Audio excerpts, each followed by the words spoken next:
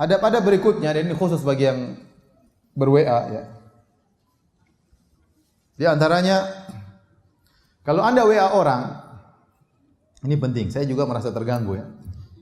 Kalau ada orang WA ke saya, ini khusus saya. Kalau antum WA ke saya, dan saya tidak mau di WA sama antum. Kalaupun antum ternyata bisa tahu nomor WA saya, meskipun saya sembunyikan ya. Kalau antum WA ada keperluan, langsung bilang assalamualaikum warahmatullahi wabarakatuh. Ustaz, saya fulan ada begini. Langsung. Sebagian orang, assalamualaikum. Tok. Ustaz, waalaikumsalam. Enggak langsung pada intinya, ini mengganggu saya. Ya. Maka saya bilang di antara adab, biar antum tidak mengambil waktu orang lain, kalau antum tulis WA sama orang ada keperluan, langsung assalamualaikum warahmatullahi beserta dengan apa? Isinya. Ya. Saya saja WA Ustaz, kalau Ustaz ya dia lagi off, misalnya saya WA Ustaz Syafiq misalnya. Saya tahu dia sibuk banget, jarang-jarang dia online ya. Ya, jarang-jarang dia online karena saking sibuknya. Kemarin saya WA beliau ternyata lagi di Merauke. Kemudian saya lagi WA, Ustaz sebentar saya mau naik pesawat ke Manado. Dia lagi, Ustaz saya mau ke Ternate. Ustaz pindah-pindah ya, gimana makanya saya tidak ingin ambil waktu, jangan assalamualaikum Ustaz, gimana kabarnya, lagi di mana? Kelamaan Ustaz baca lagi mana? Langsung saya kirim surat pesan suara, Ustaz gini. Begitu dia dengar, dia tahu maksud saya. Kita tidak ingin mengambil waktu orang maksud saya. Tapi kalau kawan sendiri enggak apa-apa lah, Kak, basa-basi. Maksud saya, ada orang yang tidak ingin waktunya terbuang-buang, hanya cuma assalamualaikum terus enggak ada apa-apanya. Maka saya bilang di antara adab kalau Anda berhubungan dengan orang yang Anda tahu dia sibuk, jangan habisin waktunya tulis assalamualaikum sekaligus apa? Tujuan Anda. Paham tidak? Tapi kalau sama istri, sayang gimana? Enggak apa-apa, lagi di mana? Sama istri enggak ada masalah. Ya, tapi kalau sama orang yang Anda tahu dia waktunya penting, maka jangan seperti itu. Jangan seperti itu. Jadi kesempatan dia melihat WA kita, dia langsung tahu maksud dan tujuan dari isi WA dari kita. Maka assalamualaikum langsung isinya. Tapi permasalahan berikutnya, Ustaz, kalau ada orang beri salam kepada kita, apakah harus kita jawab? Orang beri salam lewat WA, assalamualaikum, atau lewat WhatsApp, atau lewat SMS, atau lewat Facebook, assalamualaikum. Kalau Anda tidak buka, ya berarti tidak perlu jawab. Tapi kalau terbuka, apakah harus dijawab? Makanya ada khilaf di kalangan para ulama. Sebagian ulama mengatakan, kalau salam tersebut berupa tulisan, cukup menjawab dengan lisan. Cukup menjawab dengan waalaikumsalam meskipun tidak nulis.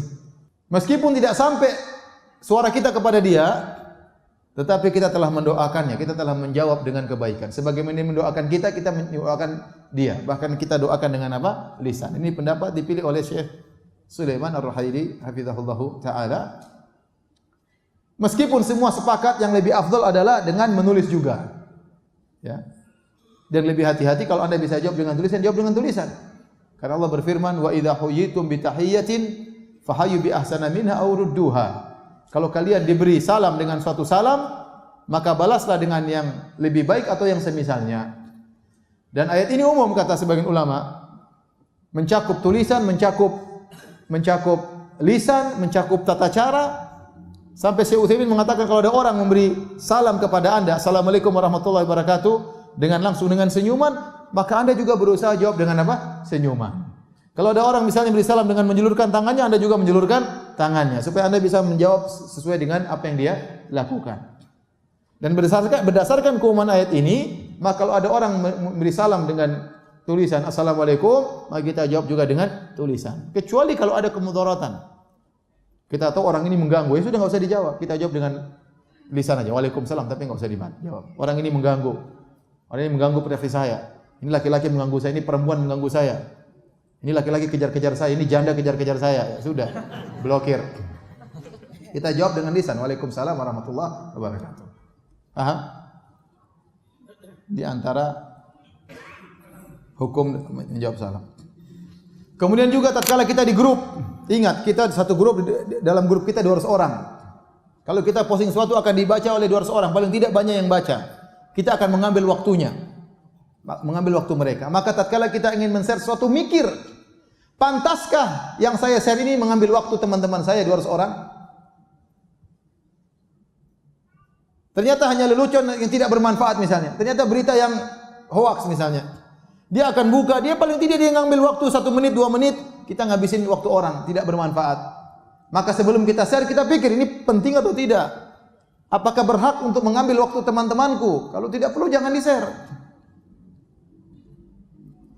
Tidak semua yang ada di benak kita share, tidak ada semua di benak kita share, tidak ada yang semua yang sampai kepada kita share. Jangan latah, ya. Jangan latah. Kata Nabi SAW, kafa bil mar'i kadziban an yuhadditsa bi kulli ma sami'. Cukuplah seorang dikatakan pendusta kalau dia menyampaikan seluruh yang dia dengar. Maka sama, cukuplah seorang dikatakan pendusta kalau dia men-share semua yang dia dapat. Tidak semua yang kita dapat kita share. Kalau ada share, ada berita datang kepada kita, pertama kita cek benar atau tidak. Datang dari jalan yang terpercaya atau tidak. Ya, sekarang berita ngawur-ngawur, banyak ngawurnya. Apakah sumber-sumber berita orang-orang penulis berita tersebut sikoh, ente kenal, rajin sholat di masjid, jujur? Anda kan nggak tahu. Mau berita tentang Saudi, mau berita tentang Amerika, mau berita tentang Indonesia, mau berita tentang pemerintah, mau berita tentang ustadz, belum tentu benar. Belum tentu benar. Kalau Anda mengenal yang bawa berita, maka Anda silakan, tapi kalau enggak, hati-hati. Pertama, sebelum Anda men-share berita, pertama cek beritanya benar atau tidak. Kalau ternyata sudah benar, yang kedua manfaat atau tidak, maslahat atau tidak. Tidak semua yang benar kita sebarin. Kalau ternyata tidak bermanfaat, jangan disebarin, enggak usah. Ngabisin waktu saudara-saudara kita. Baik, yang berikutnya kalau Anda men-share berita, link, langsung tulis judulnya. Jangan linknya doang, orang jadi penasaran. Wah, begini aja ngabisin kuota. Anda mengambil harta orang lain. Kuota orang lain habis padahal hal yang tidak bermanfaat. Maka kalau Anda nge-share link, langsung judulnya. Ini berita tentang ini loh, selek langsung linknya. Jangan bikin orang penasaran. Sebagian orang kirim ke saya tanpa ada judul, ini apa, saya jadi penasaran. Buka ternyata nggak bermanfaat ya. Enggak bermanfaat. Atau berita yang sudah terulang ternyata sudah kita baca sebelumnya, ngabisin kuota kita aja. Kemudian juga tatkala kita di grup ingin beri faedah, jangan terus-terusan kirim faedah. Hanya kopas pagi kirim faedah, siang kirim faedah, sore kirim faedah, kirim. Jangan. Itu seminggu sekali kirim faedah. Pilih faedah yang terbaik kirim agar dibaca oleh saudara-saudara kita. Tidak semua yang sampai kepada kita kemudian kita harus beritahukan kepada orang lain. Ya. Kita dalam grup, kita misalnya seorang wanita yang sangat perhatian, misalnya dengan kecantikan. Ada berita sampai kepada kita, menurut kita sangat penting. Mungkin bagi orang lain tidak penting. Ternyata ini ada obat supaya bisa menurunkan berat badan. Terus kita kirim ke grup, padahal yang grup semua kurus-kurus. Cuma kita sendiri yang gemuk. Ya ngapain kita sebarkan di grup? Kalau ternyata di grup yang gemuk cuma 2 orang, kirim aja japri kepada 2 orang itu. Ngapain kirim ke grup? Kita tahu orang grup kurus-kurus semuanya. Maksud saya tidak semua yang menurut kita penting itu juga penting bagi orang lain. Harus kita pikirkan penting enggak bagi orang lain. Tidak semua penting yang bagi kita penting bagi orang lain. Kemudian juga kalau ngirim berita, ngirim waktu-waktu yang tepat. Jangan ngirim share jam 2 malam. Ngapain share berita jam 2 malam? Biar orang tahu ini lagi salat malam. Ini waktu lagi mereka mungkin lagi, nanti orang ada apa sih bunyi, ternyata wah enggak ada apa-apa. Mungkin dia lagi tidur, ting ting, dia lupa matikan HP-nya. Jam 2 malam ada berita apa? Ternyata share yang tidak bermanfaat. Maka pilih waktu yang tepat. Kira-kira orang biasa pegang HP jam berapa? Mungkin pagi-pagi, mungkin sore-sore, mungkin sebelum tidur. Tidak apa-apa. Kemudian kalau Anda ternyata dalam grup akhwat, hati-hati. Misalnya Anda punya grup 20 orang, semua teman-teman lama, teman-teman sekolah dulu yang mungkin saling tukar-tukaran foto. Di grup, hati-hati jangan dilihat sama suami. Jangan dilihat oleh suami, enggak boleh ya. Berita apa, Ma? Enggak usah tahu. Ini khusus buat akhwat, enggak boleh. Ya. Karena jangan sampai kita memperlihatkan teman-teman kita yang cantik-cantik sama suami kita. Ya. Siapa tahu suami kita tertarik kan repot nanti. Enggak boleh. Rasulullah SAW mengatakan dalam hadisnya, la tubashirul mar'atul mar'ata fatan'atuha li zawjiha ka'annahu yanzuru ilaiha. Janganlah seorang wanita bertemu dengan wanita lain, kemudian dia pulang ketemu suaminya, dia ceritain, Mas tadi saya ketemu perempuan gini, seakan-akan sang suami lihat langsung wanita tersebut. Ini tidak boleh oleh Nabi SAW. Nanti buat suaminya penasaran, tadi perempuan Masya Allah, mas, mancungnya luar biasa, putihnya luar biasa. Siapa? Suaminya penasaran. Wong diceritakan saja nggak boleh, apalagi lihat langsung. Diceritain saja nggak boleh, apalagi lihat langsung. Nggak boleh. Ini amanah. Dan belum tentu wanita ya teman kita tersebut ridho dilihat sama suami anti. Belum tentu. Maka kalau sudah dalam grup amanah. Jangan kita sebarkan foto-foto yang dalam grup tersebut tidak boleh. Demikian para hadirin hadirat yang rahmatullah subhanahu wa taala. Ini banyak pertanyaan. Afwan Ustaz, dalam grup WA akhwat ada Ustaz ikhwan dan ada satu jamaah ikhwan di situ. Untuk dapat ditanya-tanya hal-hal yang sesuai syariat tidak, bolehkah? Ini bahaya ya bermajelis dengan satu grup laki-laki perempuan. Ya, kalau bisa dihindari, kecuali kalau benar-benar ada maslahatnya. Ya. Bagi sang ustaz, kalau dalam grup tersebut dia harus benar-benar bertakwa kepada Allah Subhanahu wa taala. Karena godaan itu banyak ya. Dari perkataan berbicara langsung, dari tulisan seorang bisa terpesona dengan tulisan seseorang ya.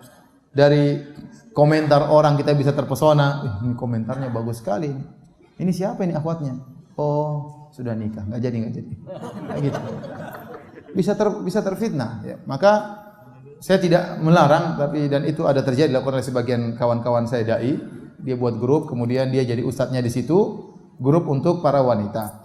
Maka saya sangat menganjurkan dalam kondisi demikian, istrinya masuk dalam grup tersebut.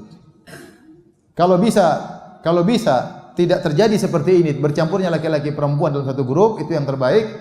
Kalau seandainya harus terpaksa ada, maka sang ustadz di grup tersebut, ya, dan istrinya juga ada di situ. Tapi saya sangat tidak menganjurkan.